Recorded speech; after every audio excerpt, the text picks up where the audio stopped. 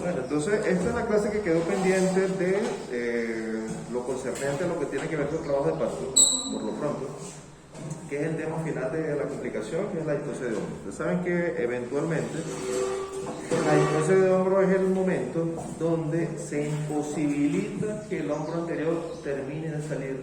Saben que sale la cabeza, desde que la cabeza debe tardar aproximadamente 22-24 segundos en que salga el hombro anterior. El hombro anterior se denomina el que está en relación con la sínfisis del pubis, o sea, sea el derecho o sea el izquierdo, o sea, lo que interesa es que esté con la sínfisis del pubis. A eso se denomina el hombro anterior, y el hombro posterior, por supuesto, que está en relación con el sacro. En el dado caso que este hombro, así como se ve en la imagen, se impacte contra la sínfisis del pubis y le impida seguir descendiendo, no va a poder salir, o sea, eventualmente va a tener un problema que no sale.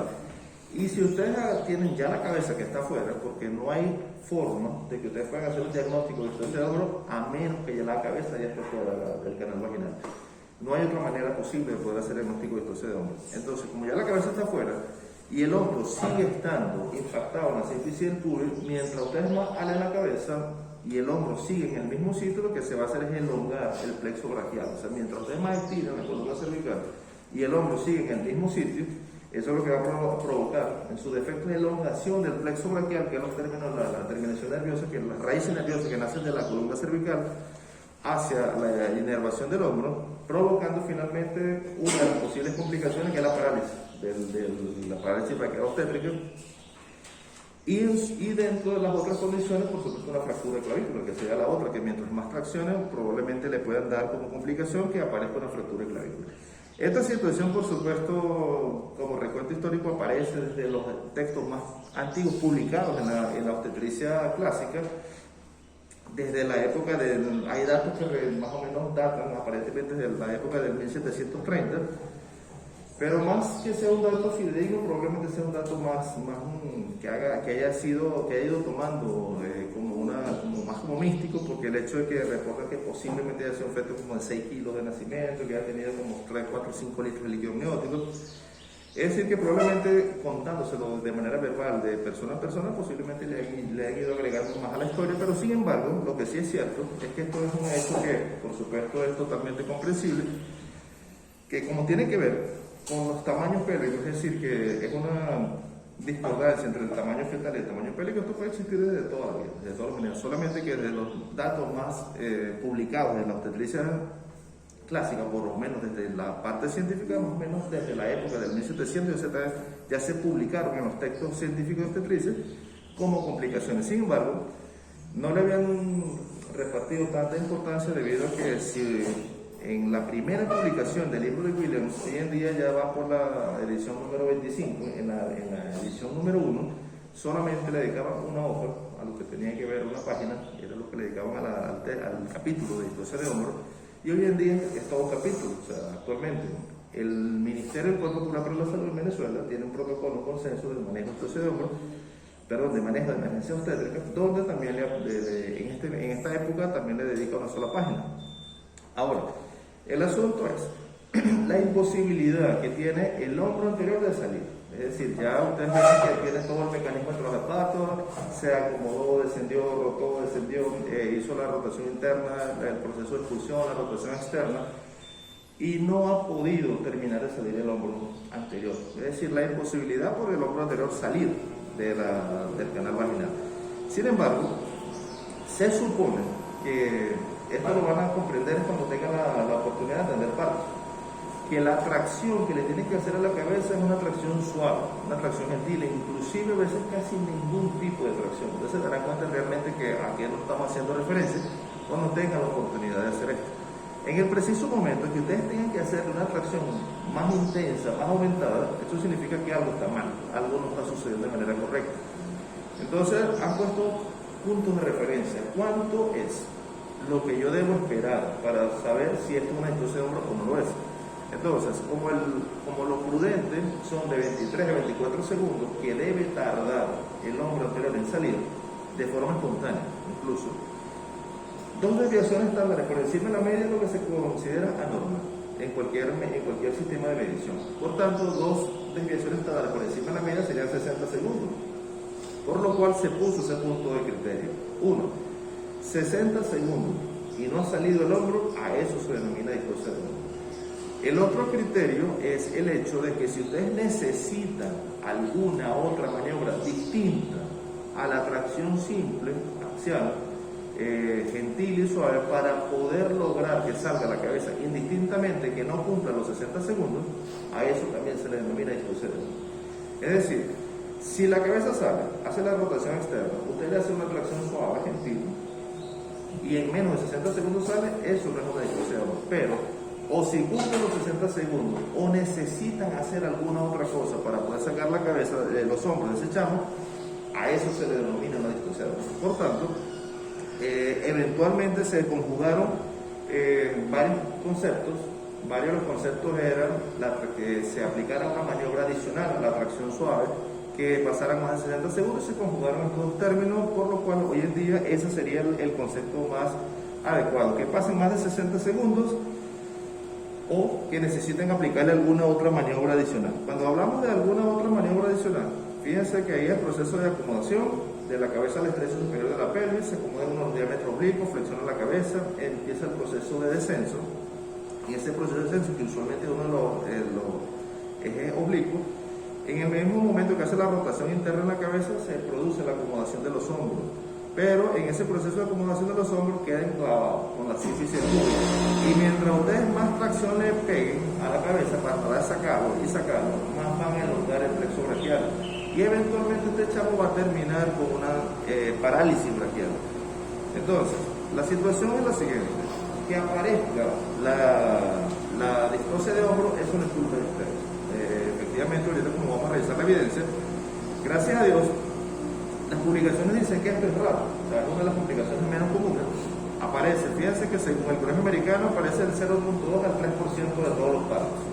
Según el Colegio Real del Reino Unido aparece que es el 0.5 al 0.7 de todos los partos. Y la estadística española aparece igual, más o menos la misma que dice el Colegio Americano, 0.2 al 3%. Es decir, que solamente ocurre, pongamos en el punto mayor, en el 3% de los partos ocurre el problema de distorsión de hombro. Ahora, nosotros pudiéramos prever y sospechar que la paciente va a hacer una distorsión de hombro. Bueno, como vamos a ver, las literaturas dicen que es una complicación impredecible. O sea, es decir, que a ustedes se les va a sobrevenir encima la complicación y técnicamente no van a ser culpables de que esto aparezca. O sea, realmente ustedes no tienen la culpa de que esto aparezca. Sin embargo, han propuesto algunos sistemas para poder prever de alguna manera, pero ninguna ha servido. O sea, todos los sistemas de puntuación que se han tratado de establecer para determinar cuál persona tiene mayor riesgo de distorsión de hombro, se han podido elaborar, pero ninguno ha podido ser de manera eficaz. Por lo cual, todas las publicaciones dicen que es impredecible, no prevenible, accidental, fortuita. Es decir, el sentido desde lo legal, ustedes van a tener una protección porque simplemente ninguna literatura para que ustedes podían saber que esta complicación iba a aparecer de manera inminente e inevitable. Sin embargo, hay algunas condiciones que son frecuentes en este tipo de pacientes. Por ejemplo, lo que es más común es que es la relación directa, una pelvis pequeña con un feto muy grande. O sea, esa sería la situación lógica, ¿no? Ahora, ¿en qué condiciones los fetos son demasiado grandes? En una madre diabética. O sea, usualmente los fetos más grosómicos son hijos de madres diabéticas. Pero sin embargo, no solamente la diabetes, sino una madre que haya aumentado de peso de manera notable durante el embarazo también puede considerar la situación de un feto grande. Es decir, no solamente el ser diabética estricta, sino solamente va a tener un incremento muy importante del peso materno. Ahora, el asunto es el siguiente, que se han descrito, si nos apegamos a lo que es un feto macrosómico, la literatura dice que un feto macrosómico es un feto de 4 kilos, es decir, que ya le pusieron una puntuación distintamente a la gestacional. Un feto macrosómico es un feto de 4 kilos en adelante. Pero resulta que las distorsiones de hombro se han presentado en fetos de 4 kilos, pero hay fetos de 4.500 que no lo han hecho. Es decir, si hay un feto de 4 kilos que se supone que ha hecho una distorsión de hombro, pero ¿qué pasa con los de 4 kilos y 500 que no la hicieron? Y resulta que hay fetos de 3 kilos 500 que no la hacen, y hay fetos de 3.800 que sí la hacen. Es decir, que no es una norma. O sea, hay bebés de menos de 4 kilos que hacen distorsión de hombro, y hay bebés de más de 4 kilos que no la hacen. Por lo cual, no es específico esta situación. Porque puede ser un bebé muy grande, pero también la pelvis demasiado grande de la madre. decir, que debe haber una relación complementaria entre los dos partos. Por lo cual, si bien es cierto que haya tenido antecedentes de un parto vaginal instrumentado, es decir, que tuvieron que utilizar fuerza, tuvieron que utilizar alguna circunstancia complicada, durante el parto anterior eso por supuesto aumenta el riesgo de que el otro parto también sea complicado de igual manera, pero no es una norma directa que igual lo va a hacer. Por lo cual, lo que le quiero decir con esto es que existen circunstancias que son sospechosas de distrosia de hombro, pero que no la confirman de manera directa. Ahora, hay una recomendación que dice que el parto por cesárea electiva debe considerarse para las mujeres sin diabetes que tienen feto por sospecha de macrosomía con un peso fetal estimado de al menos 5 kilos. O sea, estamos hablando de mujeres no diabéticas. Y para las mujeres con diabetes cuyos fetos se estiman que pesan al menos 4 kilos 500. Esta es una recomendación para tratar de evitar las complicaciones, y fíjense que llevan a las mujeres sin diabetes para determinar que va a haber una cesárea directa de manera activa 5 kilos y de 4 kilos 500 si son diabéticos, porque se ha descrito que igual fetos de 4 kilos han hecho distrosia para ellos que no la hacen, o sea, es decir, que no hay un punto de consenso claro. Sin embargo, el Colegio Americano establece que factores de riesgo pueden ser pacientes con distrosia de hombro previa, que ya se sabe que hicieron una distrosia de hombro anterior, pueden tener un parto entre el 1 al 16%, es una variación muy grande, es decir, que del 1 al 16% tiene el riesgo de hacer una nueva distrosia de hombro, por lo cual es poco preciso, es poco específico para determinar el riesgo de que vuelva a hacer otra distrosia de hombro. Y inclusive, ya conociendo que el problema es el tamaño fetal en comparación con la pelvis, se ha tratado de conseguir un método diagnóstico ecográfico para poder tratar de determinar los diámetros fetales, y tampoco ha sido útil del todo, motivo por el cual sigue siendo meramente una sospecha que puede hacer una distrosia, más no existe ningún método que pueda determinar con total seguridad quién va a hacer una distrosia de hombro. El ASEGO también estableció otros factores anteparto, que son que si el feto es macrosómico, que si la madre es diabética, que si hay una distrosia previa, que la madre obesa, por supuesto, tiene masa corporal mayor de 30, y se supone que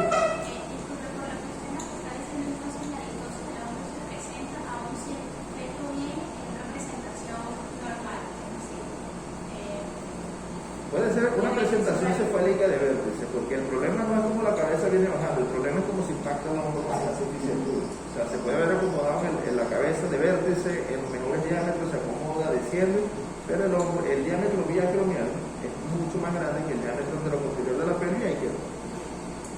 Entonces, no existe una norma que si es más riesgoso que lo haga de vértice o de breccia o de cara o de frente, eso no tiene nada que ver. El problema es que se presenta en el preciso. Puede pasar en cualquier localidad de presentación. Estamos hablando de la cefálica, en este caso, no de las podálicas. Estadísticamente se ha visto que lo hacen más los fetos varones que los fetos femeninos. Esto tiene que ver directamente con que usualmente los fetos masculinos son un poquito más grandes que los fetos femeninos cuando se comparan con el mismo grupo de edad. Es decir, un feto de 37 semanas masculino con uno de 37 semanas femenino en condiciones normales y equitativas, el feto masculino siempre va a ser un poco más grande que el femenino, va a ser más gordo. Por tanto, estadísticamente se ve que los fetos masculinos tienen mayor predisposición a hacer la distrosia de hombro. Ahora, la situación es, durante ese periodo durante ahora el periodo del trabajo de parto, ustedes pueden sospechar que algo no está evolucionando de manera satisfactoria. Por supuesto, un periodo de dilatación prolongado puede determinar cualquiera de las distorsiones de parto, cualquiera de los mecanismos de parto se está alterando, y existen, ya ustedes conocen los tiempos de los mecanismos de trabajo de parto, y en cualquiera de ellos ustedes pueden sospechar qué puede provocar la detención del primer parto, si es por mala acomodación, mala presión, mala rotación, o una pelvis pequeña o un feto muy grande. En algunos de esos puntos ustedes pueden determinar si algo está pasando con respecto a esto.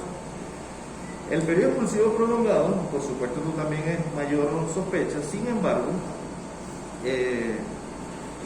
existen algunas circunstancias que no solamente la distrosia de hombro la que puede provocar que no termine de descender completamente de forma adecuada, como es la placentación anormal, es decir, una placenta previa que se ocupa en parte del espacio, un circular de cordón corto, o sea, que el cordón umbilical no sea lo suficientemente largo y no permita el descenso, pero básicamente el cordón en algún punto puede ceder y se puede romper, de hecho. O sea, puede pasar esa situación extrema, que es una situación extrema, pero pudiera pasar. El problema que no cede con facilidad son las superficies óseas, es decir, que la sínfisis impactada contra la cintura escapular del feto probablemente no vaya a ser con tanta facilidad. Incluso lo que puede pasar es que la clavícula se fracture. Disculpe, con respecto a estos factores de riesgo, ¿me puede servir como un parámetro para yo hacer lo de la recomendación? Claro, eso te sirve como un parámetro de recomendación. Tú puedes tomar el juicio clínico y sospechar algo está mal y tú puedes optar por resolverlo de otra vía, que es la vía de la cesárea. O sea, la otra opción de vía de resolución, si un parto de esto ustedes piensan que será complicado, la otra vía de resolución es la cesárea. Porque el parto se puede dar normalmente natural y porque la probabilidad de que eso pase en el hombro es muy baja. es muy baja. Sin embargo, cuando la distosia de hombro se establece, las complicaciones que pueden aparecer, lesiones fetales, lesiones maternas, la muerte fetal, o sea, es la otra de las complicaciones que puede aparecer. El asunto es que, aunque es muy baja la incidencia, es un problema grande cuando esto se presenta. Y fíjense ustedes que hoy en día hay personas privadas de libertad en este momento en el Hospital Central por un problema de esto. Es decir, que ustedes dicen, es un problema poco frecuente, pero miren donde en la poca frecuencia cómo puede terminar una persona. Entonces, en esta situación, el problema no es que se presente la distosia de hombro, el problema es cómo se maneja la distosia de hombro. Esa es donde está la situación que hace la diferencia. Si a ustedes se les presenta la distosia de hombro y nadie nos va a poder juzgar y decir, mire, usted no se dio cuenta que esa mujer estaba muy gorda y el feto, y que iba a ser una distosia, no hay nada que pruebe de manera directa. Es decir, el asunto es que cuando ya tú tienes el error diagnóstico, ese sí es el problema, que tú no hayas diagnosticado la distosia de hombro. O sea, que tengas que diagnosticarlo en retrospectivo. Porque ¿qué pasaría si le dice, mira, aquí está un chamo que tiene la fractura, que tiene una clavícula fracturada? Probablemente cualquiera era porque hizo una distosia de hombro, pero eso lo van a decir retrospectivamente. El problema es que tú digas que tiene una distosia de hombro antes que la fractura se establezca, porque viste el diagnóstico. Por ejemplo, cuando la cabeza al bebé sale, y tú debes saber que salió, debe hacer la rotación externa, porque el occipital se tiene que poner en relación con una de las caras internas del mundo de la madre, y en ese preciso momento hace una tracción axial manteniendo el mismo eje corporal del feto, que es discretamente hacia abajo porque sale el hombro anterior y discretamente hacia arriba porque sale el hombro posterior. Eso debe suceder antes de 10 minutos. Ahora, ¿qué es lo que sucede? Cuando tú metes las manos alrededor del cuello del chamo, debe de haber suficiente espacio libre para que tú lo puedas hacer. El asunto es que cuando la cabeza del bebé sale y hay una distosia de hombro, por supuesto el hombro sigue ahí arriba. ¿Y qué va a pasar? La cabeza trata como moverse, se queda presionada, contra el periné de la madre. Es decir, el bebé está presionado un poco como si se estuviera intentando volver a introducir dentro de la vagina. Y la rotación externa no va a suceder con facilidad. Es decir, que ustedes tienen que llevar esa rotación externa manual. Eso ustedes tienen que indicar, mire, tráigame esto, y dejar de alar ese muchacho en definitivo. Porque ustedes empiezan a desesperar a tratar esa clase de chavo para que salga, y no se dieron cuenta que lo que tienen entonces de hombro, o sea, paren eso en ese preciso momento. De hecho, en el proceso del parto, posiblemente ustedes van a alertar a la madre si hacen ciertamente empatía y les van a decir que puje, que aguante el pujo, que no grite, que aguante el pujo y todo lo demás. Ustedes lo van a estar alentando y animando que la madre puede, lo necesita, que esto lo haga. Pero la primera indicación absoluta que tiene que suceder en el preciso momento que ustedes se dieron cuenta que tiene una distosia de hombro es que la madre deje de pujar. O sea, tiene que decirle a la madre que no puje más, que cese el pujo materno. Entonces, ¿qué pasaría si ustedes nunca le dicen esto? Cuando le pregunten a la madre, ¿ustedes le dijeron que era bueno? A mí no me dijeron nunca nada. Eso es un problema, porque eso significa que no hicieron lo correcto. Ahí es donde empieza a correr el problema, cuando ustedes no hacen lo correcto.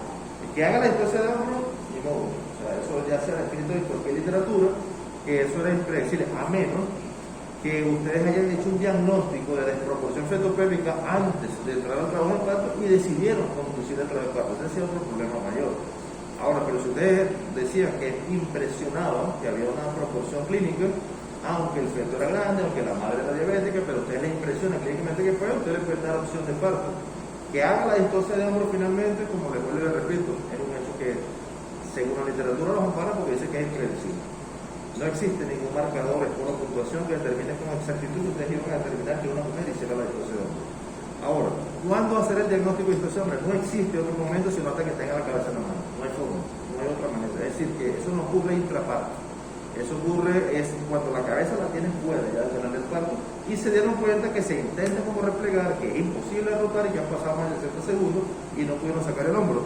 En ese preciso momento, ustedes ya saben que la paciente tiene una distosia de hombro y no hay otra manera, tiene que ser en ese preciso instante que van a hacer el diagnóstico.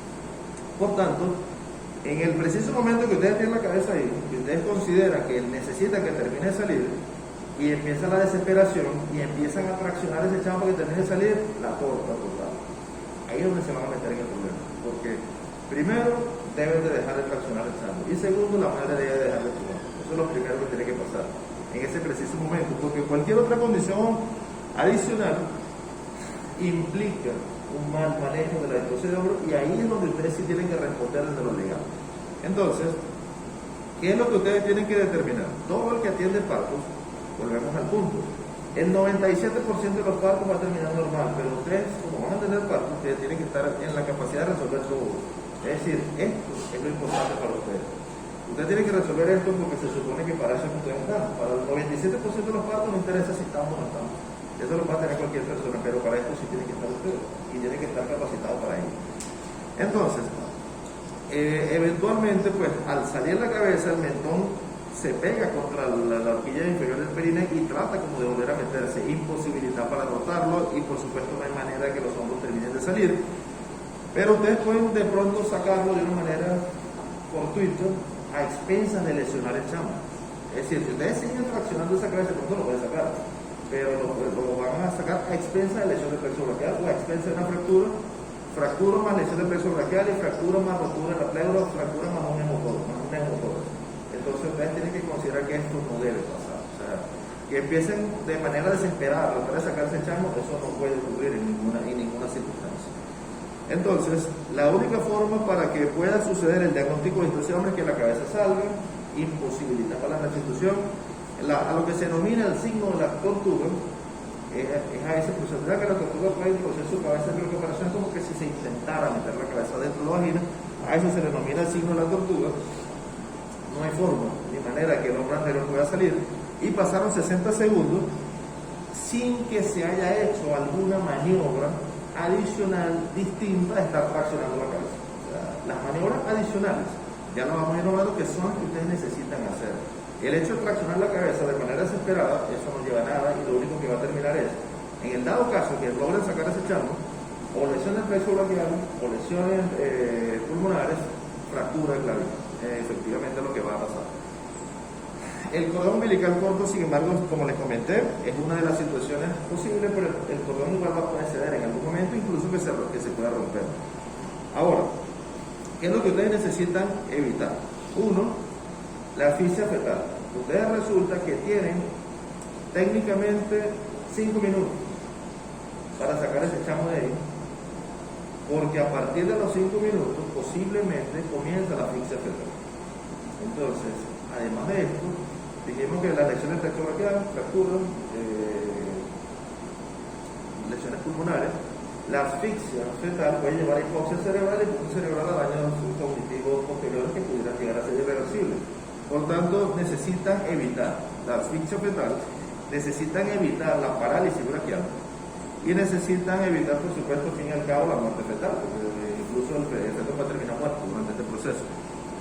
Pero, y durante ese proceso, como les comentaba, lo que necesitan evitar, ya darse cuenta, que el proceso del parto venía bien, venía descendiendo, venía dilatando, un parto normal, como que usted pudiera determinar. Totalmente presentación cefálica de vértice, occipital izquierda anterior, se acomodó, descendió, rotó, hizo todo lo que tenía que hacer. Y en el proceso de expulsión de la cabeza fetal, el hombro anterior se queda impactado sobre la sínfisis del pubis, y mientras ustedes más alen ese chamo, más lesiones del plexo braquial van a suceder, pero no solamente al feto pudiera lesionar de manera directa. Uno, la posición en la que van a tener que colocar a la madre, si lo hacen de manera muy prolongada, también pueden provocar lesiones maternas, incluso tanto a nivel de la parte neurológica como el nervio ciático, que se puede lesionar en la madre, las articulaciones sacrococcígeas,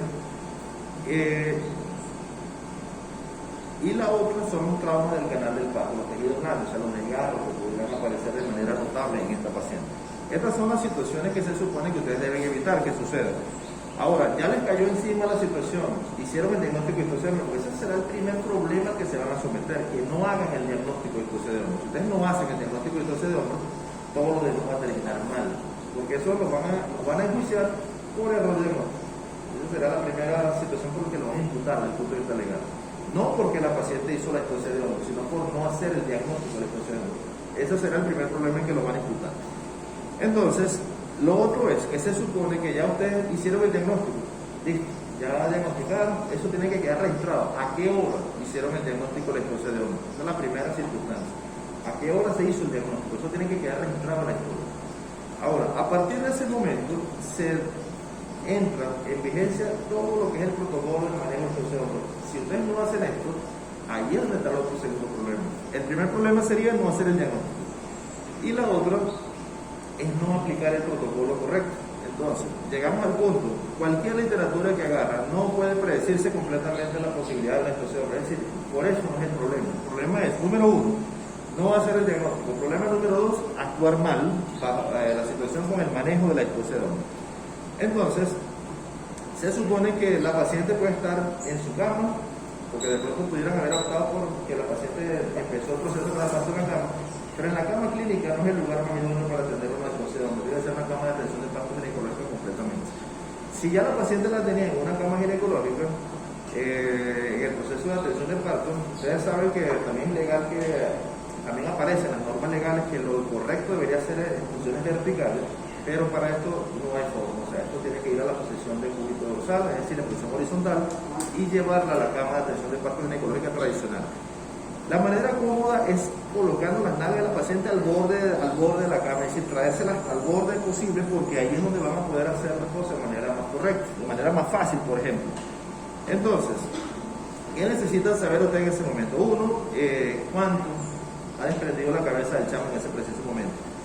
Determinar la situación de cada hombro. Sobre todo, ustedes necesitan saber si el hombro impactado, el que está en relación con la sínfisis del tubo, es el derecho o es el izquierdo. Y eso también debe quedar constancia. Porque si el hombro que está impactado es el izquierdo y la fractura aparece en el derecho, ustedes pudieran tener algo de defensa. Entonces, pero es necesario saber cuál es el hombro que está impactado, si es el derecho o el izquierdo. Si eso no aparece en la historia clínica, ¿qué va a presumir el juez o el abogado que los acusador? Que el hombre impactado es el fracturado, o sea, no hay de otro. Pero si en la historia clínica queda establecido que el hombre impactado era el contrario, algo de defensa pudiese existir. Pero si no existe nada escrito, nada vale lo que ustedes digan. La palabra de ustedes no cuenta. O sea, lo que cuenta en un juicio legal es lo que está escrito en la historia clínica. Ustedes pudieron a veces desvivir y sacarse la sangre con un paciente, pero si eso no está en la historia clínica, eso no existe. Eso no cuenta, eso no es válido, es inadmisible en un juicio legal. Es decir, que todo lo que está escrito en la historia sirve para dos cosas: para salvarlos del problema, y de igual manera para terminar de hundirlo si algo va en contra de lo que ustedes escriben. O sea, lo que está escrito en la historia tiene esas dos finalidades: o ayudarnos o terminar de meternos directo al problema legal. Entonces, necesitan saber eso, cuál de los hombros que está impactado, si es el derecho o si es el izquierdo, porque al final de cuentas todos sabemos que la sínfisis anterior y el sacro posterior, no hay duda de ello. El problema es, ¿será el izquierdo o el derecho que está impactado? Necesitan saber eso en ese momento. En ocasiones, parte de las maniobras es poder rotar el hombro de anterior a posterior, es decir, sacar el que está impactado y volverlo hacia el lado contrario y poner el otro en relación con la sínfisis, pero eso lo tienen que poder intentar hacer si ustedes ven que los hombros pudieran tener algo de facilidad de rotación. Si eso no existe, técnicamente pues eso es una situación que uno debe abandonar en ese momento. Doctor, el hombro que se fractura es el impactado. La clavícula que se fractura es la que está impactada y la lesión del plexo braquial ocurre cuando está impactada. Pero hay antecedentes de que han habido fracturas de clavículas y se han demostrado necesarias. Es decir, que no en parto, sino en una cesárea. O sea, después que sacan el chamo por cesárea, se verifica que tiene clínica de una fractura de clavícula y se ha demostrado que hay fractura de clavícula en chamos que se han obtenido por cesárea.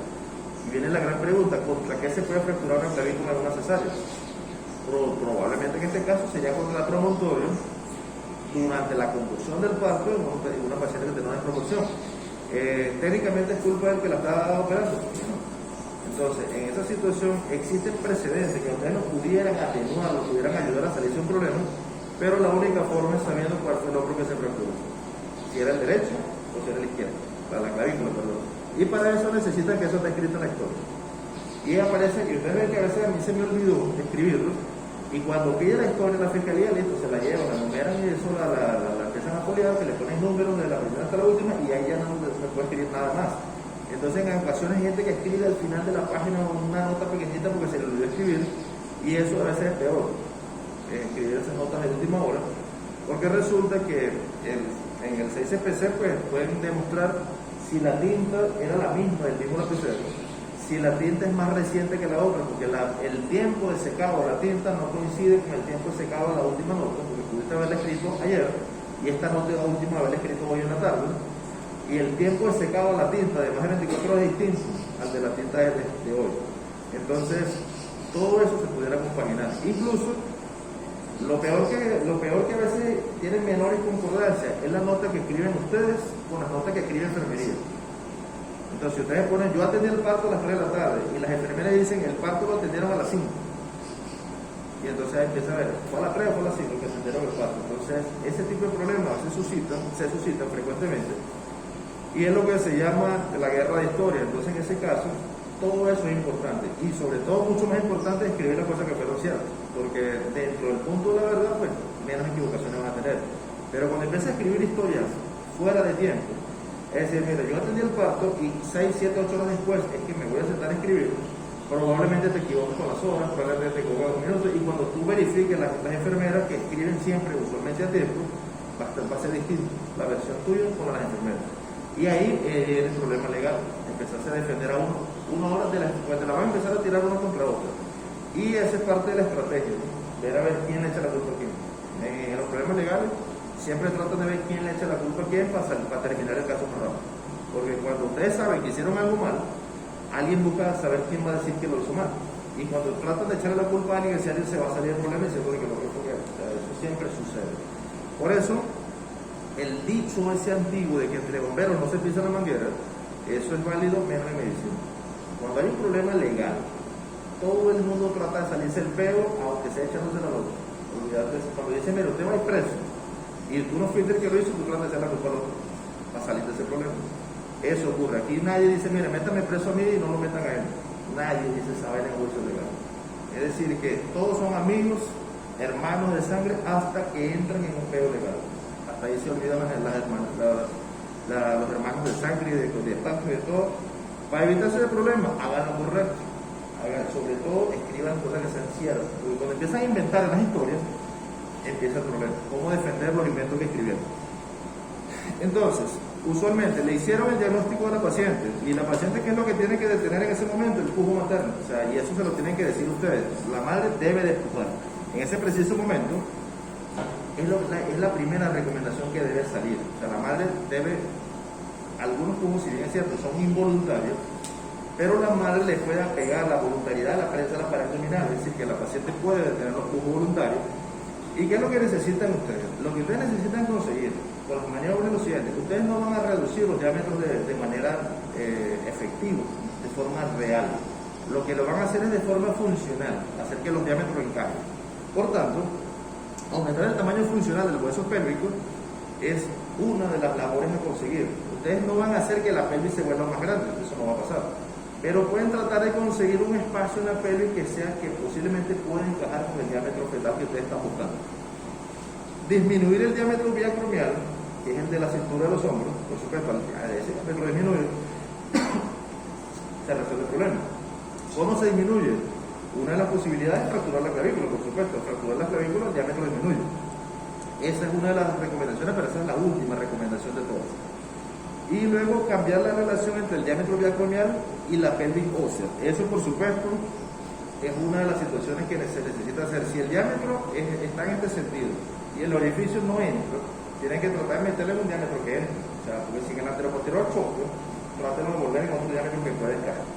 Entonces, la situación es que ustedes deben empezar a poner en práctica una serie de maniobras, pero cada maniobra debe durar de 30 a 60 segundos. La recomendación final es que dure 30 segundos, cada una de las que van a hacer. ¿En vista de qué? En vista del tiempo. porque los efectos hipóxicos van a ser en 5 minutos. Entonces no van a durar 1 minuto por cada maniobra, pues son 5, ahí se les acaban los 5 minutos. Entonces ustedes deben tener tiempo de volver a repetir, si acaso fuese necesario, para poder agotarlo como son 5 minutos, teniendo la oportunidad de realizarla 2 veces. La primera maniobra es una situación muy simple, que es hacer la hiperflexión de los muslos de la madre sobre el abdomen materno. O sea, al hiperflexionar los muslos de la madre sobre el abdomen, eso hace que cambie la relación entre el eje anteroposterior de la pelvis con relación al diámetro biacromial. Por lo tanto, además de que es una situación más o menos simple, porque está en el caso de que las piernas de la paciente sean fáciles de manipular, porque si una paciente es muy gorda, que usted le hace una pierna con una mano y con la otra parte del cuerpo está difícil. Entonces, usualmente, si la paciente es una paciente flaca, ella misma pudiera sostenerse en pierna. Si la paciente es muy gorda, probablemente va a tener necesidad de ayuda, necesitan ayuda en este caso, y será la persona que les puede ayudar a flexionar, hiperflexionar el muslo de la madre sobre el abdomen. En este caso, la paciente debe casi que pegarse la rodilla al tórax. O sea, en esta situación, la madre debe hiperflexionar los muslos sobre el abdomen. En este caso, va a pasar de esto a esto. Es decir, va a aumentar el ángulo entre la sínfisis y el promotor. ¿Y qué busca con esta situación? Lo que se busca en esa situación es tratar de pasar la sínfisis por encima del hombro del feto, ¿no? Entonces, la cabeza del feto está afuera, esa es la única manera de hacer el diagnóstico de distrosia de hombro. Y al pasar la sínfisis por encima del hombro se desimpacta y se resuelve. Esa sería la maniobra número 1, hacer la maniobra de Matt-Roberts, así se llama, la hiperflexión de los muslos sobre el abdomen, es la maniobra de Matt-Roberts. Esa sería la primera realizar, porque sería la más simple. Las dos. Doctor, ¿y eso tiene que ayudarla en caso de que necesite ayuda uno? No puede ser la enfermera. La persona que tú tengas a la mano. Se supone que esto es una situación de urgencia, porque necesitas resolver esto en un breve espacio de tiempo. Y tú solo no vas a poder, pero si te tocara a ti en soledad, absolutamente, porque estás en el ambulatorio de donde sea y no te toca, bueno, tendrás que ingeniarte a ver cómo terminas ahí solo. Si hay una enfermera, puede ayudar. La enfermera, alguien te tiene que ayudar, y si no tendrás que poner al esposo, o a la hermana, o la tía, la abuela, la persona que tengas, pero alguien te tiene que ayudar si tú ves que no vas a poder solo. Porque hay unas mujeres que pesan 140 kilos, miden unos 60, y flexionar los muslos de esa mujer no es fácil. Entonces, para una persona en solitario, o sea, siempre, eso va a depender. Si una persona con una muchacha adolescente que pesa 40 kilos de peso, pues eso es muy simple hacerlo, pero depende de la paciente, o sea, va a depender realmente. La otra es como ayudar a la anterior, que es la presión suprapúbica, y esto debe diferenciarse de lo que es la presión del fondo uterino, ¿no? Porque una cosa es la presión del fondo uterino, que es lo que hemos dicho que es la maniobra cristiana, esta es la presión suprapúbica, que es la maniobra de Masanti. Esto lo que trata de hacer es que el hombro que está impactado, ustedes traten de sacarlo de esa impactación, haciéndole presión al hombro, hacia abajo y hacia un lado. ¿Desde qué parte lo van a hacer? Parados desde el dorso de la madre, desde el dorso fetal, perdón. Es decir, que ustedes se van a parar de qué lado. El que está teniendo el parto está aquí frente al paciente y el que va a ayudar se va a parar de un lado. Ahora, ¿de qué lado se va a parar? Del lado del dorso fetal. Eso tiene que ser una norma, porque tiene que ir en ese sentido la presión. Entonces, al hacer presión suprapúbica, ustedes pueden hacer presión tanto hacia abajo como hacia un lado para lograr desimpactar el hombro. Es decir, que la sumatoria, la maniobra Matt-Roberts más la presión suprapúbica, ocasionalmente puede solventar esto casi siempre, la mayoría de las veces. Ahora, cuando habíamos dicho que la distosia de hombro era o que tardara más de 60 segundos o que utilizaran una maniobra adicional, el hecho de que ustedes pongan a una paciente en hiperflexión de los muslos, eso significa que clasifican conceptualmente como una distosia de hombro. Si ustedes necesitan hacer una maniobra distinta a la de hacer tracción a la cabeza, es decir, hiperflexión de los muslos, presión suprapúbica, y se resuelve el parto, a eso se llama una distosia de hombro. Ustedes necesitaron realizar una maniobra adicional diferente a la tracción simple, a eso una distosia de hombro también. Doctor, la maniobra de presión suprapúbica se aplica al mismo tiempo que tienen las piernas flexionadas. Tú le puedes hacer primero la maniobra de Matt-Roberts, 30 segundos, no salió, ahí comienza a hacer la presión suprapúbica. A la presión suprapúbica. Entonces, en este caso, ¿cuánto tiempo vas a tardar? 30 segundos más. Finalmente lo que se trata de hacer es disminuir el diámetro biacromial. O sea, Esa longitud, si tú lo que haces es solamente tracción en este sentido, tracción en ese sentido, probablemente lo que vas a provocar es una fractura o una lesión flexobraquial. Pero si tú logras disminuir el diámetro bilateral haciéndole, tratando de pasar esto por encima, haciéndole mayor y haciéndole presión suprapúbica, el feto termine saliendo. Esa es la finalidad última de esas dos maniobras. Primero macrobras 30 segundos, luego se hace la presión suprapúbica 30 segundos más.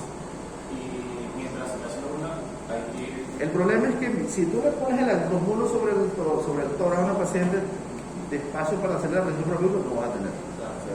Tienen que bajarle las piernas a hacer la presión suprapúbica. Y hay que ir haciéndole un poco de fuerza, esa extracción a la cabeza. Tracción simple, pero de manera suave. Tú no puedes hacerle tracción fuerte para poder porque vas a provocar mayor daño en ese sentido. Entonces, lo que no debe pasar jamás, nunca, ocurrir es que le hagan una maniobra de cristalera a ese chamo. Si ustedes llegan y le ponen y están tratando de sacar la cabeza y ustedes no se dieron cuenta que tiene una distosia de hombro en la cara, o sea, está con una distosia de hombro, ustedes no le hicieron el tema y ustedes llaman al que los va a ayudar, le dicen, bueno, vení a ayudarme aquí para que este chamo salga. Y el que nos va a ayudar, lo que le va a hacer es cristalidad. Cuando nos vayan a enjuiciar, no lo va a salvar a nadie, porque esta es una maniobra proscrita, prohibida, olvidada en la historia, cero, no se puede hacer. Ningún protocolo en el mundo justifica la cristalidad en un parto y muchísimo menos en una distosia de hombro. Es decir, que esa persona que vino a ayudarlo lo que hizo fue firmarle la sentencia que va impreso los dos. Entonces, si ustedes no hicieron el diagnóstico de distosia de hombro, mira, ni el Colegio Americano, ni el ASEGO, ni el Colegio Real, ni el ALSON, ni la OMS, nadie avala la presión del fondo uterino ni la maniobra cristalina. Es decir, no existe ninguna publicación en el mundo que les diga hagan una maniobra cristalina para terminar esa conversación con una distosia de hombro. No existe. Es decir, es una maniobra proscrito, olvidada, pasada la historia. O sea, el que lo haga sabe que se está exponiendo a un problema legal. Entonces, es decir que eso no debe existir nunca. Por tanto, debe haber una cierta diferencia entre lo que es hacer la presión suprapúbica y lo que es hacer presión del fondo uterino. Eso no se puede confundir jamás. Porque la diferencia puede ser penada con cárcel, indistintamente. Entonces, usualmente, la paciente puede decir, se me montaron encima. Y eso es lo que dice la paciente, porque lo hemos escuchado. Me tuvieron que montarse encima para terminar ese calchamo. Si la paciente dice eso en una deposición, es decir, cuando están argumentando las pruebas, el abogado va a entender que ustedes le hicieron la maniobra cristalina, aunque ella no le ponga ese nombre, pero va a ser de esa manera. Entonces, por tanto, eso de tirársela encima a la paciente, olvídense de esa vaina de cualquier circunstancia que pueda confundir la situación de que la paciente pueda entender que se les montaron encima. Eso es algo que debe quedar olvidado. Entonces, la OMS, esa es otra de las publicaciones, la maniobra de suprapúbica no es lo mismo que la presión del fondo uterino. La otra situación, ¿qué pasa si ustedes tienen una distosia de hombro y tienen un circular de cordón echado para ese momento? No, hasta que ustedes no tengan claro que el diagnóstico es una distosia de hombro y hasta que no esté resuelta la distosia de hombro, esos cordón no se debe pinzar. Si ustedes pinzan el cordón y el muchacho dura 10 minutos más en salir, va a salir muerto. Entonces va a salir muerto por la distosia de hombro o va a salir muerto porque le pinzaron el cordón. Entonces van a tener otro problema legal adicional. ¿Fueron ustedes los que mataron al muchacho por pinzar el cordón de manera deliberada y voluntaria o fue por la distosia de hombro que provocó la hipoxia final? Es decir, no se pinza el cordón ni se corta hasta que no tengan claro que la paciente no es una distosia de hombro o si es una distosia de hombro hasta que no se resuelva la distosia de hombro. Hasta ese momento no lo van a pensar. Entonces, ustedes llegaron, vieron que tenía la distosia de hombro, listo, le hicieron la maniobra en la flora, no sirvió. Le hicieron la maniobra más antes y no sirvió. O sea, sigue el chamo ahí pegado que no termine de salir. Entonces, esas serán las dos maniobras convencionales. Sin embargo, hasta este punto hay algunos protocolos que no justifican haber hecho una episiotomía de manera rutinaria, sino de forma restrictiva, o sea, definitivamente, era así lo meritaba en realidad. Ahora, ¿para qué le sirve a usted la episiotomía? La episiotomía no va a prolongar los diámetros óseos de la pelvis, en nada, eso no va a modificar en absolutamente nada. O sea, la sínfisis va a estar en el mismo punto, el promotor en el mismo punto, y porque usted haga una episiotomía amplia, eso no va a cambiar en nada. El hecho es que lo que está arriba es el problema entre la pelvis y el feto. ¿Para qué le sirve la episiotomía? Para dar espacio para que ustedes metan la mano. O sea, ¿y cuándo van a meter la mano? En otra de las maniobras que van a tener para hacer el nacimiento del brazo posterior.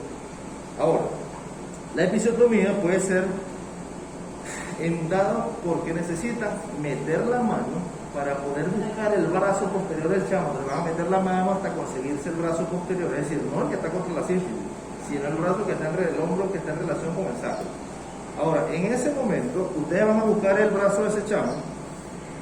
Si el bracito lo tienen en este sentido, ustedes van a meter la mano hasta llegar hasta el codo del chamo y tratar de traerse el brazo que le pase por encima de la cabeza al bebé.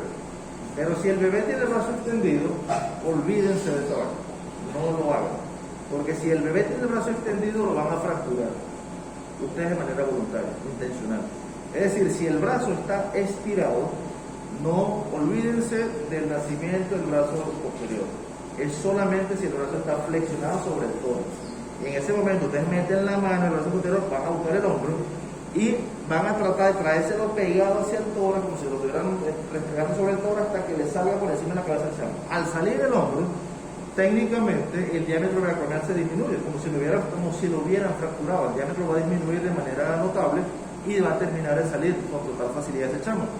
Por tanto, necesita meter la mano por la vagina hasta llegar a la tórax del feto, es decir, que ahí es donde necesitan espacio para meter la mano, ahí es donde necesitan la episiotomía amplia para esto. Pero para cambiar los diámetros óseos de la madre, en absoluto, porque eso no va a cambiar en nada. Siempre para hacer esa maniobra hay que hacer una episiotomía. Para hacer esa maniobra hay que hacer una episiotomía porque el espacio no nos va a permitir meter la mano con facilidad y eso va a depender del tamaño de la mano de cada quien. O sea, porque van a meter la mano probablemente hasta aquí. O sea, necesitan meter la mano en la vagina y probablemente el brazo le llegue hasta aquí dentro de la vagina de la mano. Pero y si ya se cortó, o sea, y está el brazo estirado, no vale la pena. Pero en todo caso el feto siempre tiene infección, o sea, si es un feto térmico, Casi siempre, casi siempre. pero no es una ley matemática. Pero en el preciso momento que ustedes determinen que el brazo no está así flexionado, olvídense el brazo posterior porque eso no va a salir. Bueno, esta es la manera de cómo el médico mete la mano, busca el brazo posterior del chamo, se trae el brazo y fíjense, ya al sacar el brazo, ya después el hombro anterior termina de salir. Este es el caso de una entonces de hombro. Es lo mismo que hacer eso, ¿no? O sea, meter la mano, buscar el brazo posterior y sacarlo del chamo, y al sacar el hombro posterior va a salir el hombro anterior más simple. Esa es la manera de cómo terminar el cerebro. Pero si el brazo está estirado, olvídense de esa maniobra. Entonces, ¿Cómo hace para saber si está flexionado? Pues, cuando ustedes meten la mano, ustedes tienen que ir recorriendo el borde del brazo. ¿entiendes? Tienen que ir tocando. O sea, los ojos de los tetras usualmente están en la punta de los dedos, ¿no? La mayoría de las veces. Solamente vuelven a su identidad previamente trasplantada cuando están haciendo ecografía, que es lo que ven directamente, pero la mayoría de las veces todo se hace digital, por decirlo de alguna manera un poquito más sofisticada. Ahora, cuando les decía que la otra opción era rotar los hombros, el hombro que está impactado pudiera rotarse de posterior a anterior y poder tratar de acomodarse en un diámetro más satisfactorio, que son las maniobras rotacionales, que es la maniobra de Woods, y la maniobra de Rubin, que es la del sacacorcho, en el sentido contrario, de Woods y de Rubin, que básicamente implican rotar los hombros de anterior a posterior y en ese proceso de rotación tratar de que coinciden en un diámetro más adecuado y terminar de sacar el chamo. Esto lo van a intentar hacer siempre y cuando se den cuenta que esto es posible, porque a veces está tan impactado el hombro que no hay manera, y olvídense de hacer estas maniobras también porque no hay forma de que los brazos vayan a rotar. Y en última instancia, a lo que se denomina la posición de Gaskin, que es la posición en inglés se llama la posición de all fours, que es la de 4 puntos de apoyo, que colocan los puntos con la mano y los puntos con la rodilla, y ustedes van a tener el parto en la posición posterior, así como nace un becerrito, igualito. Entonces, ¿qué va a pasar en este sentido? Va a haber un intercambio, ahora el hombro posterior se va a transformar en anterior porque lo que le está dando vuelta a la pelvis materna y estás cambiando el ángulo de extracción de la pelvis. Como si estuvieras haciendo una maniobra de McRoberts inversa, básicamente. Entonces, en este sentido, la paciente colocada en un punto de apoyo, en este caso pudiera ser una pelota esta que utilizan para el yoga y todo lo demás, o en una superficie que sea cómoda para la paciente, y poder atender el parto en este sitio. Este es un parto normal, este no es un parto que tenga una distosia de hombro, simplemente es un parto esquemático para determinar cómo es la manera de hacerlo y qué realmente se hace, ¿no? Esto, por supuesto, tiene ciertamente algo de mayor facilidad, de comodidad para la paciente.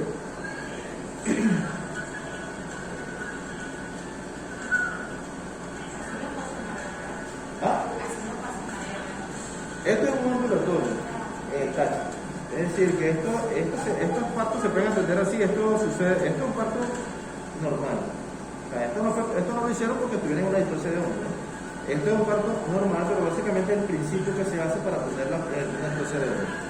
Es decir, que esto es lo último que van a votar ustedes para poder decidir que hicieron todo correcto para atender una distancia de hombre. Colocar a la paciente en 4 en el piso. O sea, es decir, la van a bajar de la cama y la van a poner en el suelo para poder terminar de atender el parto, ¿no? Entonces, como dijimos, tienen 5 minutos para resolver la distancia de hombre. Y tienen 5 maniobras que la tienen que repetir en su defecto en 2 veces. Es decir, que tienen que durar 30 segundos con cada uno para agotar esos 5 minutos. Le hacen la maniobra Matt Roberts, le hacen la maniobra Massanti, le hacen la maniobra del brazo posterior, verifican si las maniobras rotacionales se pueden hacer, y la quinta, que es la posición de Gaskin. Existen otras situaciones que se han ahorita recomendado, que es utilizar lo que ellos denominan un sling, que es básicamente meter una cinta alrededor del hombro para traccionar el hombro. O sea, y eso también pudiera tener ciertamente algún factor de riesgo. Se ha descrito la técnica, pero ciertamente es algo riesgoso si se hace mal. Ahora, en el punto claro es que es lo que ustedes necesitan resolver estas 5 situaciones, porque a partir de los 5 minutos en adelante, la paciente va a entrar, el feto va a entrar en hipoxia fetal.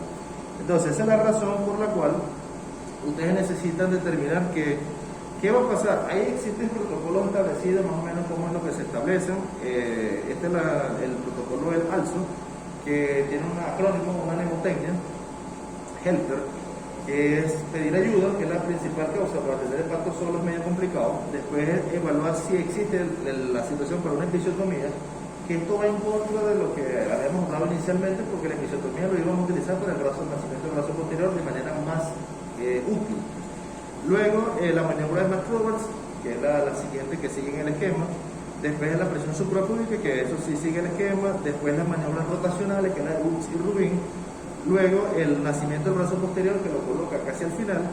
Y luego colocar la posición en la posición de Gaskin, que es la posición de All Force, y lo colocan en el último nivel. Básicamente se parecen a algo. Este es el esquema que propuso el Colegio Real. Y coloca tanto el brazo posterior como las maniobras rotacionales al mismo nivel de elección. Es decir, pero básicamente esto es una cosa de sentido común. Si ustedes ven que el hombro no va a rotar, olvídense de las maniobras rotacionales, eso por supuesto la van a pasar en ese sentido. Ahora, esto es lo único que tiene el protocolo venezolano sobre esto. Ustedes cuando vayan a revisar, porque lo tienen que revisar, el libro del Ministerio del Poder Popular para la Salud sobre el manejo de las emergencias obstétricas, esto es lo único que tiene. O sea, es una sola página, es lo que aparece sobre el manejo del procedimiento. Entonces, hay el libro de Williams, que también lo tienen que leer, o sea, que es donde está el punto de referencia que vamos a utilizar de donde nació inicialmente el marco inicial, que después se fue modificando con el paso del tiempo, de la propuesta de protocolo. Entonces, ¿qué es lo que ustedes van a hacer? El paso 1, técnicamente, ¿qué es lo que era lo primero que iban a hacer? Que la paciente dejara de jugar. Eso se lo dicen de manera verbal a la paciente. En el preciso momento que ustedes tienen el diagnóstico de hipoxia de hombro, la paciente debe dejar, por eso la primera indicación que debe recibir la madre, no estamos diciendo la primera maniobra, sino la primera indicación que debe recibir la madre es dejar de jugar. Por supuesto, ustedes deben pedir ayuda de manera inmediata, porque solo pudiera ser dificultoso. Entonces, necesita que la historia clínica no tenga errores, porque el problema, para salvar a ustedes el problema legal, son los datos que están en la historia. La historia puede servir para ayudarlos o para terminar de fregarlos. O sea, son las dos cosas para que sirve la historia. Entonces, ustedes necesitan saber a qué hora hicieron el diagnóstico. Si hay un reloj gigante en sala de parto, que a veces no hay, ustedes pueden levantar la mirada y solamente se dan cuenta qué hora es. Si no, pues miren el reloj que ustedes tengan, pero en sala de parto no es buena idea cargar un reloj como este, porque se les va a llenar de sangre, de orina, de líquido, y lo pueden tropezar contra una camilla, contra la puerta, y hasta ahí les dura el reloj, a menos que sea muy barato y a ustedes no les importe si se les daña o no. Pero si son relojes muy costosos, probablemente no sea tan buena idea cargarlos en sala de parto. Traten de tener relojes que no sean tan costosos, ¿no?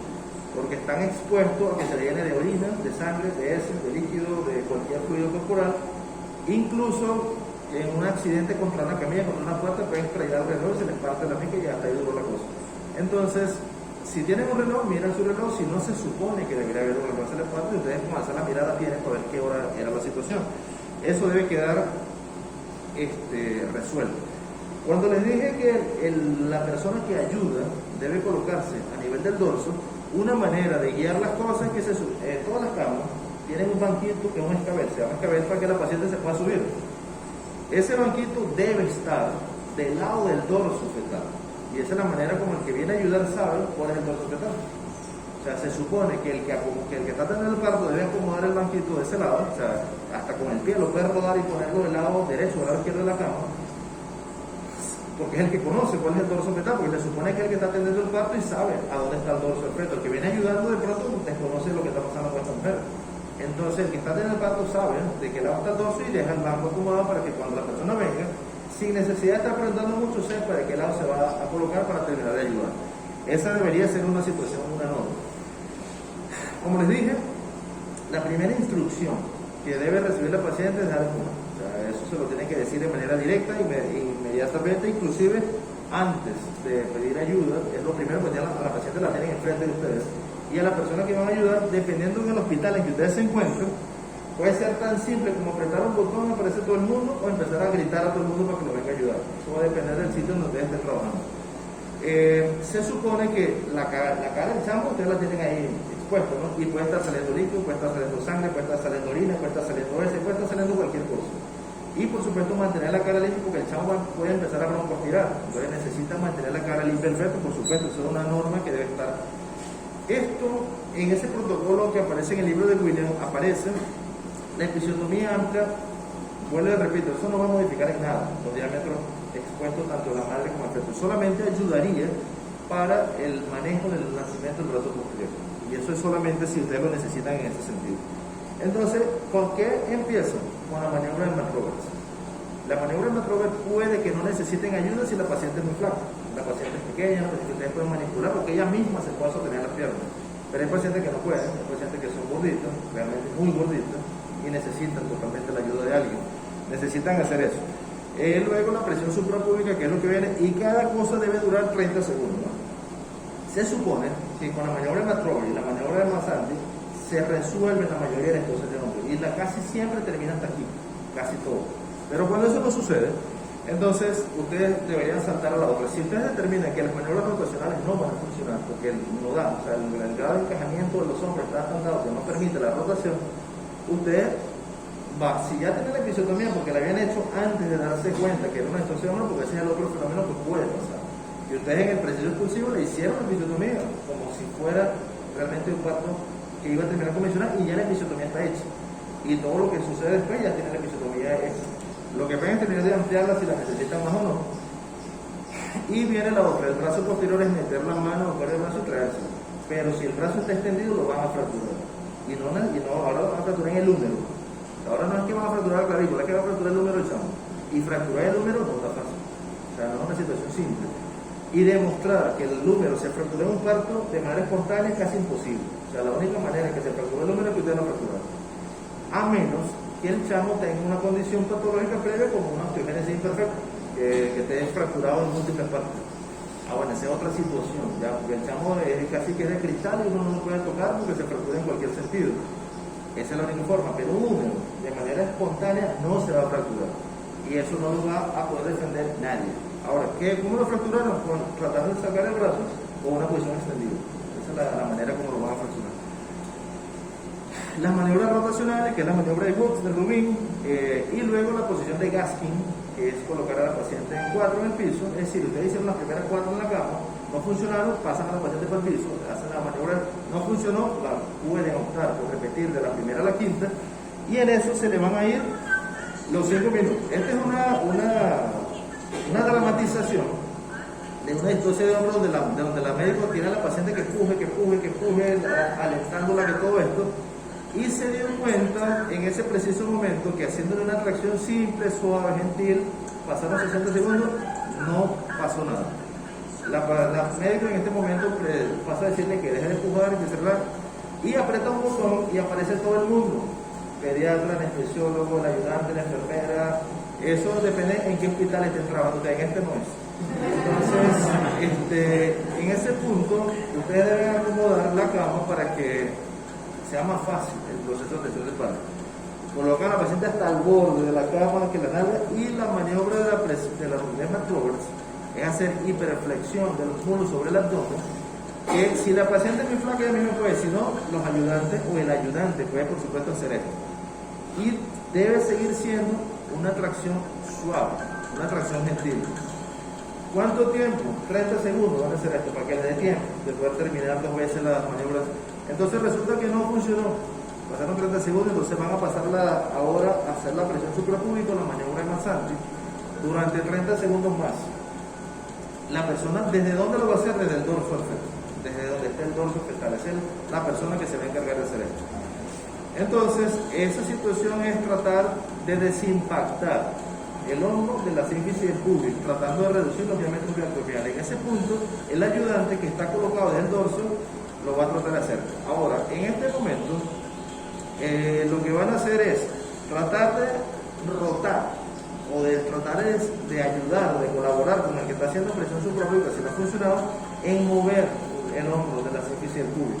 En ese sentido, la persona está haciendo presión, no funciona, ustedes pueden tratar de meter los dedos por dentro, tratar de sacar el hombro de la sínfisis para ayudar a lo que le está haciendo presión, a ver si la situación funciona.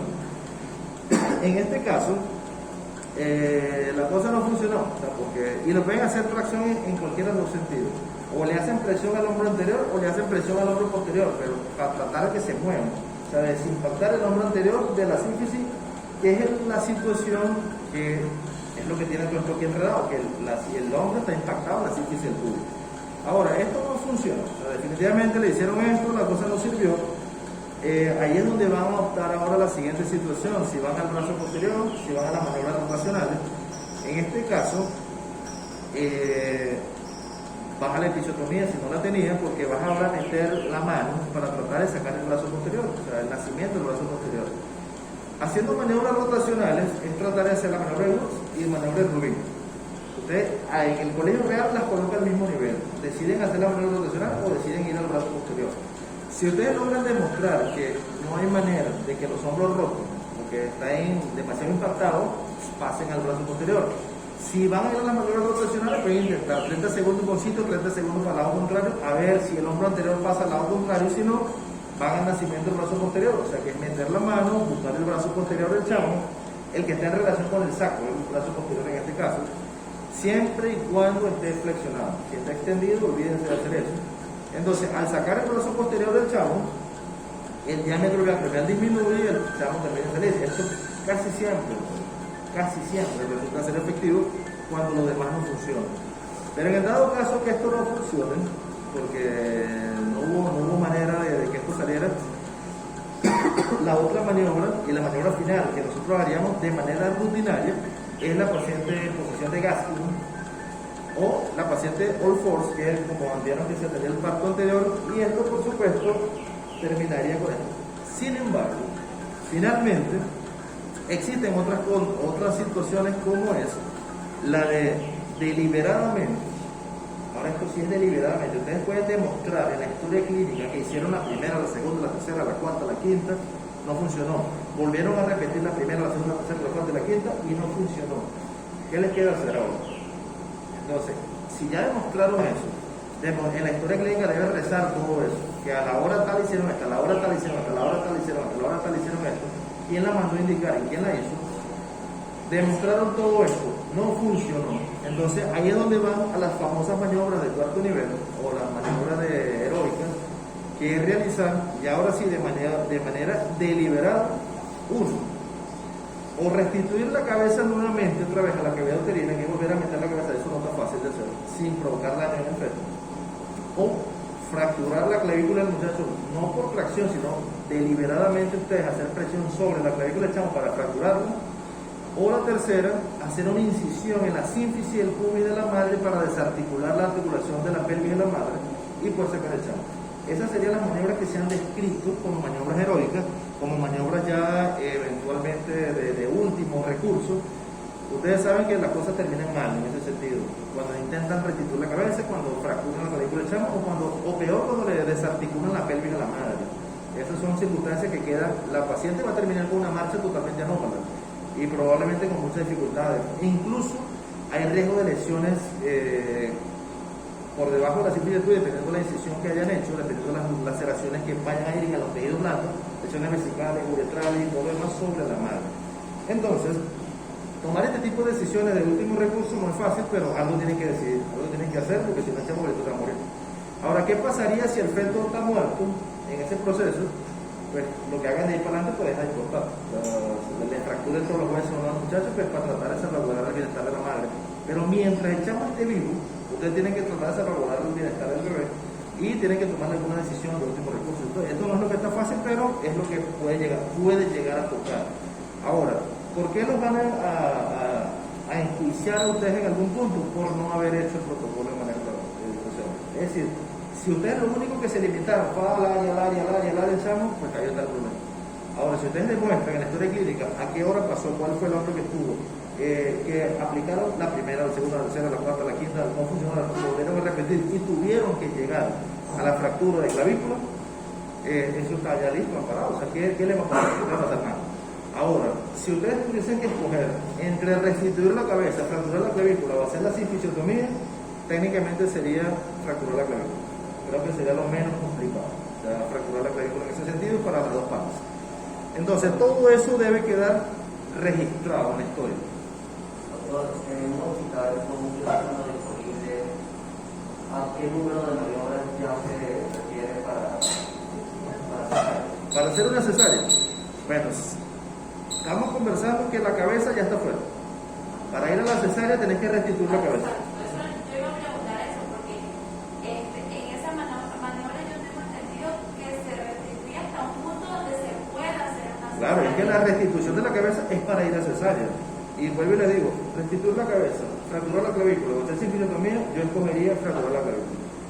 Iría a la cesárea como la última opción, porque ustedes van a hacer contrapresión para meter la cabeza a expensa de lesionar la columna cervical fetal. ¿Cómo se haría para fracturar la clavícula?